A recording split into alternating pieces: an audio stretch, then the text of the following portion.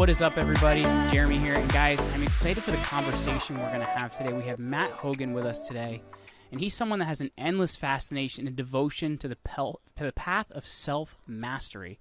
And his clients include leaders, entrepreneurs, and executives, and people really looking to overcome overwhelm and burnout. And I'm really excited to kind of dive into that today. So, Matt, thanks for hanging out with me today, man.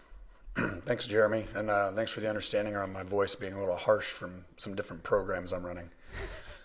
No worries, man. For people that don't have what we said before we started recording here, I know you had a kind of a really big meeting and whatnot with your men's group, and due to that, your voice is suffering a little bit. So we've got the water close. We may have to restate some things, man, but I think we're gonna have a good time today. Thanks for that. Yeah, I'm looking forward to it. So I guess before we dive into really the ideas of clarity and alignment, which I think we're really going to focus on today, I want to talk a little bit about your story, because what you were doing with your life and what you're doing now are two very different things. So I'd love to hear kind of a little bit about your path, man. It has been you might call it the underdog journey, since it's so popular in our culture. In 2004, was at rock bottom, put a bullet in my head. Oh my gosh. And, after that time and in a pretty intense recovery period, I went the route of, I'm going to go to college, I'm going to get a degree, I'm going to start developing skills. And then after that, I went into corporate work where I spent time, about a part of a decade, supporting a top 5 global brand and built out a multi-million-dollar portfolio and built and led a national sales and support team. By the time I left, I had about a team of about 100 reporting to me. And wow. then I went into work for myself, which was, I wanted to go beyond the walls of supporting leaders in their own internal change work for myself, rather than just developing leaders within one company. And that's taken me around the world, living nomadically for about 5 years. And here I am today, so continuing the work, continuing that path of supporting different leaders in their own way of finding, not only making the good money and having the aligned business that we love, it's really walking through life and going, I love this life, and I am feeling like I'm really living it. I mean, that's been my personal journey from that bottomless pit that I felt like I was in to here. So let's talk about that a little bit. Like why do you feel like there's kind of that disconnect, like of people that, maybe ostensibly they have all those things and they don't have the other half of it, right? Like you mentioned, feeling grateful, having gratitude, feeling like you're in a good place. Like, why do you think that's missing a lot of people, or why do you think they get there? I don't know. I'm not going to necessarily go into the why, but I'll share what I've discovered personally as well as the client work is, there's a certain point where we're like, hey, this material abundance, this house, this car, this money offers a lot to our lives. It can really offer some meaningful things. But then there becomes a point where we've started to acquire and have been acquiring that for some time, that next client, that next acquisition, that next departure starts to taste more like ash in our mouth, and it doesn't quite fulfill us with zest like it used to. I just, when you said that, I just got the idea of, I don't know if I'm sure this has happened to you. Drink a cup of coffee and you're like, oh my gosh, just got the grinds on the top. But when you said ash in my mouth, that was the first thing I got. It actually happened this morning, by the way. I make French press every morning. And I got grinds in my mouth, and I'm like, oh, dear God. Anyway. It is kind of like that. You go to taste something that is normally so beautiful. Like coffee is such a beautiful part of my morning. Oh, too. my It's gosh, like, yeah. But then It's take a spiritual that first experience drink. for me, man. I don't know about you. It's a spiritual experience for me. I'm very particular about my coffee. I hear you. I just got my first French press because I was informed by someone that I'm dating that you need to step up your game, and she was right. She was right. But dude, she'll get you doing pour over soon, so you better watch out, man. Pour over, you got to get one of those special pots because it's got to come out nice and slow. But dude, that's coffee. Anyway, I won't take you too far off. No, it's all good, man. There's actually a beautiful message in what you said, and that's, we go to taste that cup of coffee, and that cup of coffee could be that next client, that new business, that doubled revenue, whatever it is. And when we get there, we're like, oh, what's with these grinds in my mouth? Where did that spiritual experience go that I was craving? And that's a big part of it, is one, just recognizing that that journey of acquisition isn't inherently a bad thing. It's just we reach a point where it starts to become, hey, I think there's something more for me. I'm just not quite sure what it is yet.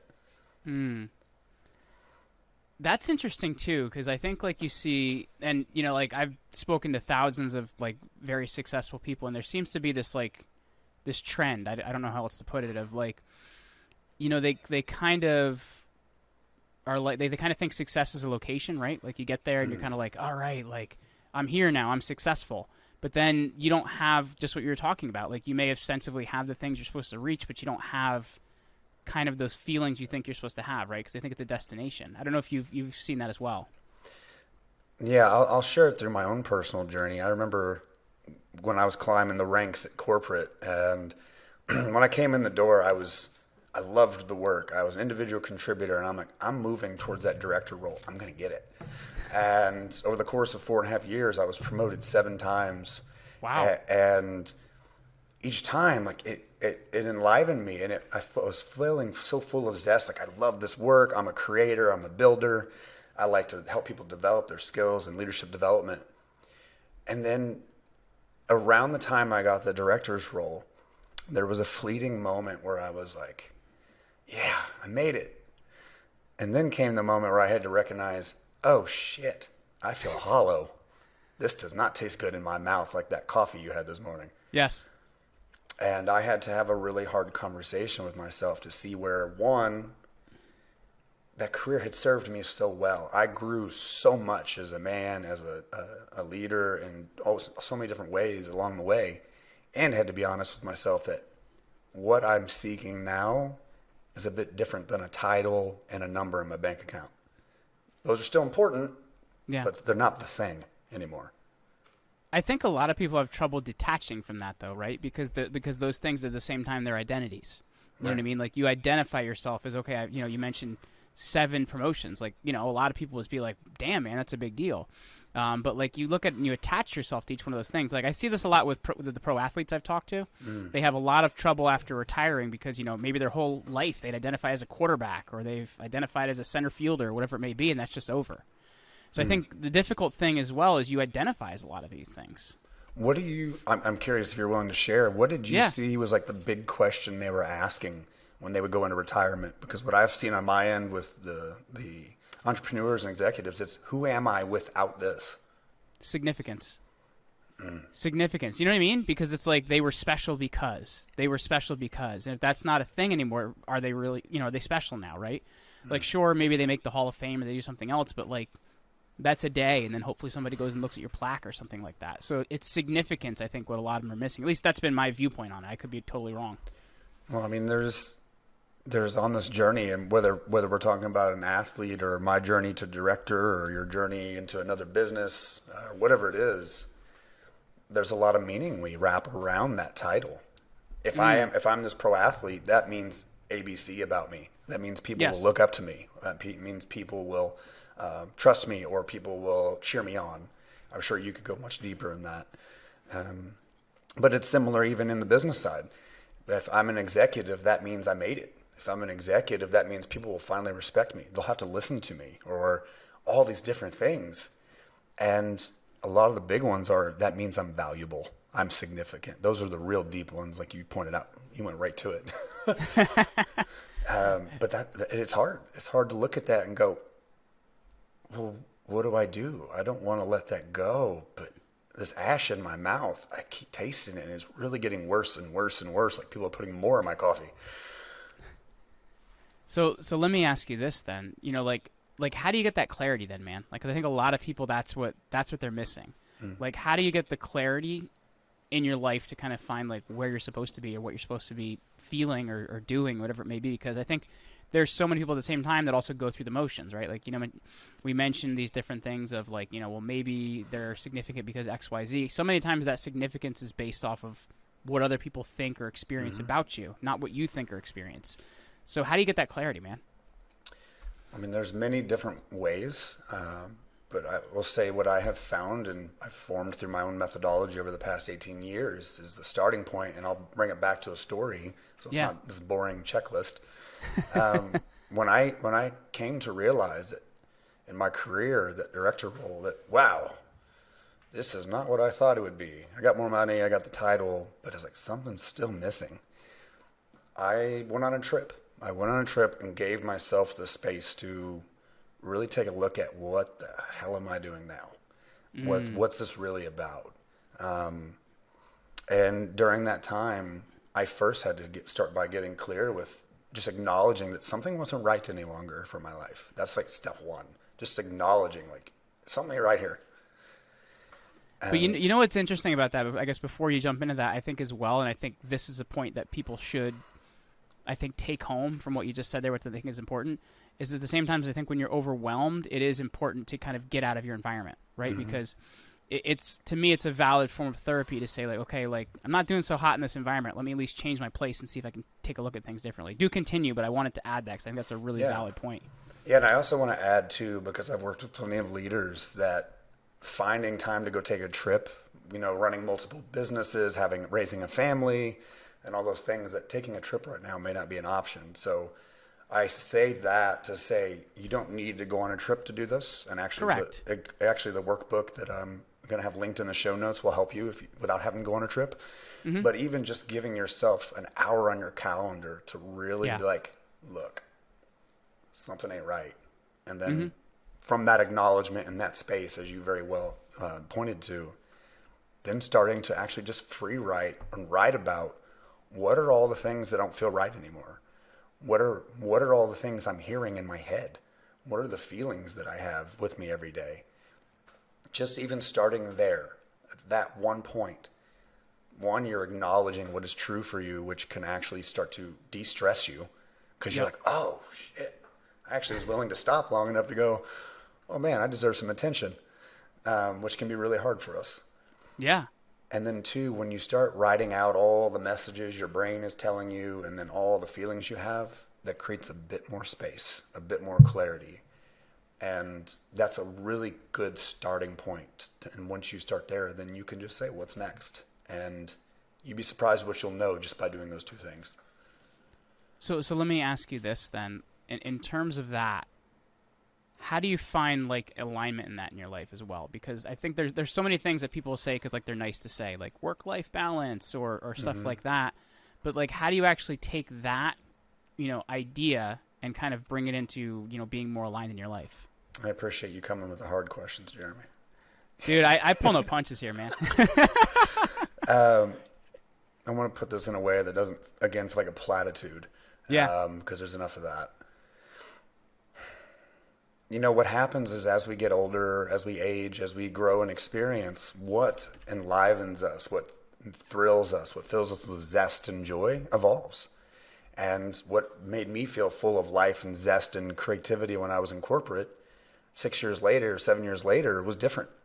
And I had to start looking at, okay, given the journey I was on, where I was at these last 5 years, these last 10 years, whatever it is, what really spoke to me and felt like it aligned for me over this term? Mm-hmm. Like really just getting clear, like why was this the path up until this point? And then just taking a step further and start going, what do I feel like is missing for this from here? So that way they're taking a look at the journey they've been on, why they took it and why it was great for the time it was. And then now again, going into clarity, starting to get clear, well, what's missing? Mm-hmm. Because once you can look at that and that again starts to take you a step closer to what it might feel like to be aligned or to feel like you're taking a path that feels like, I love this language, the real you, the one that's trying to emerge today that may have not been the same you 6 years ago. So how often do you check in on that too? Because I think, I think sometimes it can sound so simple, right? Like, okay, good, I'm aligned, let's go. But it's life's not like that, right? I think it's the same reason that, I don't know, people will go to an event and they'll bring a notebook and they'll write down everything. They're never going to open that notebook ever again, right? Like for 97% of people. So like, how often do you kind of check in on this? And I'm sure maybe it's different for everybody. I don't know. Like, how do you check in on that for yourself? Yeah. Here, I'll use a client story. Person I'm working with, it has been an ongoing process for this past year. And what I mean by that is we first had to start with everything I just shared. One, beginning to acknowledge that something just ain't right. Something's off. And it doesn't feel like I'm walking the path I'm supposed to walk anymore, but I'm having a hard time allowing myself to change anything. And then comes in starting to look at, again, what is the journey you've been on up until this point and how it served your life, and then again, what it feels like it's missing. When we start to look at what's missing, we start to find some golden nuggets. You can call them values, you can call them virtues. But once you start getting those nuggets, then you can really start to go into how does that start to shape my life from today. Now, from a structure and coming back to your question standpoint, it really varies. If you're at a point right now where you're just trying to figure out what that something off is, that's your starting point.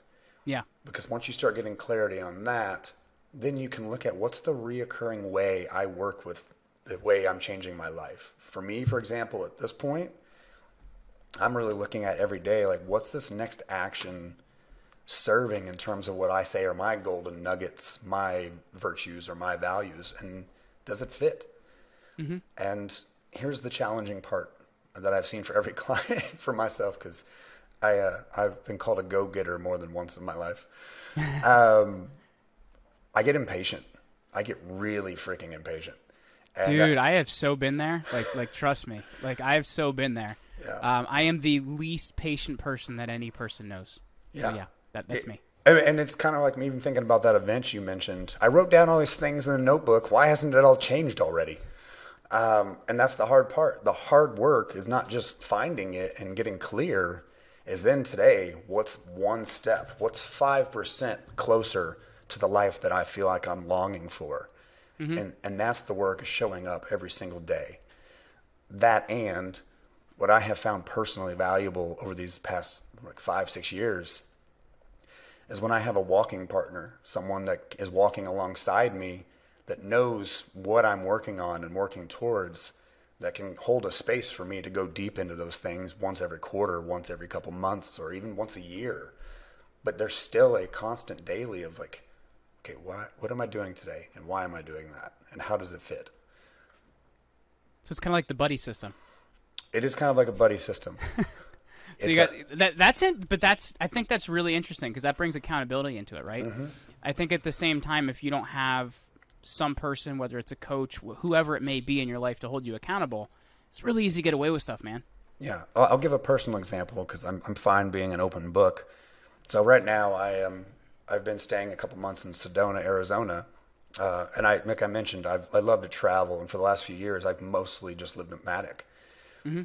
But I'm really starting to sense that this place is home, like a place that I could live most of the year and still travel a few months.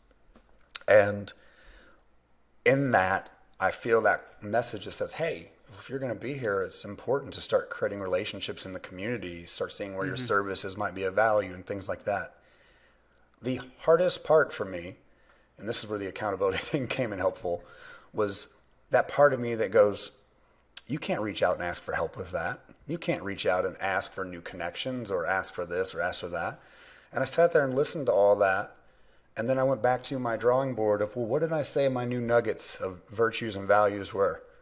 And I knew that it was a point for me to lean in instead of lean back. So I said what my mind was trying to convince me of to my walking partner, coach, mentor, whatever you want to call him. And as soon as I told him, I immediately made myself accountable by telling him. And I immediately reached out to the couple people that I knew I was hiding from. And I think that there's such a beautiful progress and movement and momentum that can be created when you're not only in your own head talking about it, but you're witnessed in everything you're going through. It could be like super introverting, keeping it in your own head, right? Like rather than like kind of putting it out in the universe and talking to somebody about it. Like this may sound really weird, dude, but I know like for me, I like weird. I'm freaking weird, man. Trust me. No, like I'm weird. Like when I put the radio on, man, it can only be even numbers. It cannot be an odd number. But like, yeah, I'm weird. But this is gonna sound really weird. I actually have trouble doing things that are like related to big picture on a computer. Because I need paper or I need a wall or I need something. Like it needs to be big and expansive. But at the same time, I think getting those things out, like I mentioned, being introverted, that's a lot easier to deal with to me because they're more physical objects than rather than just something on a computer screen. There's a few beautiful things that you said there. One, it's not weird at all. I love how clearly you know yourself, and you're like, no, this is what I need, and that's really the important thing here. Going back to the larger message of clarity and creating alignment in our way forward is, what's your path? What works for you, not what works for everyone else. And I was in a conversation with a woman the other day, and she's really leaning into this path of what's next for her. And she's like, but I see these people doing this over here and this over here, and I ain't doing that stuff. I was like, good. Now you know what you don't want to do. What's your way? Yes. And that's the important part, and can often be what can be missing is trust in ourselves to actually take that path. So I guess looking at that, for you or maybe with the people you've worked with, when do you feel like you get more certainty in that? Because I think a lot of people could hear that and be like, all right, I kind of trust myself a little bit. I feel like I'm starting to trust myself. But when do you feel like you have certainty? Certainty is never absolute, that I have found. And we have certainty in different things at different times. Sure. We could, at this moment, I could be absolutely certain that our call is going to end in a few minutes and probably be right. But at any given moment, we can check. Yeah, I think we were booked out for a half hour, man, so we're pretty close. But we can look in at any given moment and see what are we certain about right now and what are we not. And this is where it can get kind of messy and where it can make it challenging for us to say yes to this deeper path, this path that feels more true for us, is there are no guarantees. There are no guarantees that, like for me, when I leapt out of corporate, that I was going to do well building a plane while flying it. But I knew I was willing to do it because I couldn't handle just sticking with this ash in the coffee grinds in my mouth every day. And so certainty comes over time. What I have found with the client that I mentioned earlier as an example is the level of trust grows in herself and her life as she both is willing to have the hard conversations, like where I'm avoiding, where I'm hiding, and going into the emotions that are hindering. And willingness to not only do that, but then take one new step, then another new step, have a different conversation, say no over here, say yes over here. Your trust in yourself grows when you're able to do both bit by bit. The thing I love about that is I like saying this, and I don't know, it feels like it's true for me, but I don't know if it's like 100% true out there in the universe. But I like to say that like this idea of like confidence leads to competence. You know what I mean? Like the more confident you get about something, the more competent you get in it, right? I feel like a lot of times. And I feel like it could be like similar with this, right? Like the more certain you get, the more certain you are, right? Like it's kind of like it's a journey, man. It's something you got to work towards. Mind if I add something in marry with that? And I actually got it backwards, by the way. It's competence leads to confidence. So sorry about that. I like that. What I've always framed it as is courage leads to confidence. And when you're feeling more courage, you take new steps, and when you're willing to take new steps, and then competence develops in that. And as your competence develops, you're like, I want to do more of this because I'm good at it. But when we suck at something, when we're at the very beginning of it, we're like, but over here, this executive or this athlete, I was top of my game. Yeah. You want me to go over here and be looked at as a beginner? Oof, I don't know if I can do that. I really like the competence to confidence because it really is true. Absolutely. Well, Matt, this has been a great conversation, man. For people listening, if they want to connect with you or if they want to, reach out and find out more about how you can help them, man, what's the best way for them to do that? First thing, if you're listening to this and you find yourself like you're tasting the coffee grinds in your mouth and you're like, something's got to change, and I'm willing to at least look at it and talk about it, go into the show notes, and there's actually a workbook that I've created from the 18 years I've been seeking deeper clarity and alignment in my life. Download it and put 15 minutes on your calendar to start, and then see where you're at 15 minutes. And if you're starting to notice a bit more clarity and a bit more depth to what's going on for you, give yourself another 15 minutes and keep building on that. But start with the 15, download it. And if you want to reach out to me directly, it's matt@matthoganworldwide.com. And you can reach me directly and just let me know what's going on for you. Happy to have a conversation if that's something you need. Very cool. And Matt, you know what the sad part is? You keep talking about the coffee grinds in your mouth, it makes me actually want to go make a cup of coffee, as crazy as that is. So I've really enjoyed this conversation. I'm actually going to go make a cup of coffee after this. So thanks for hanging out with me today, man. Thank you, Jeremy. I appreciate being on.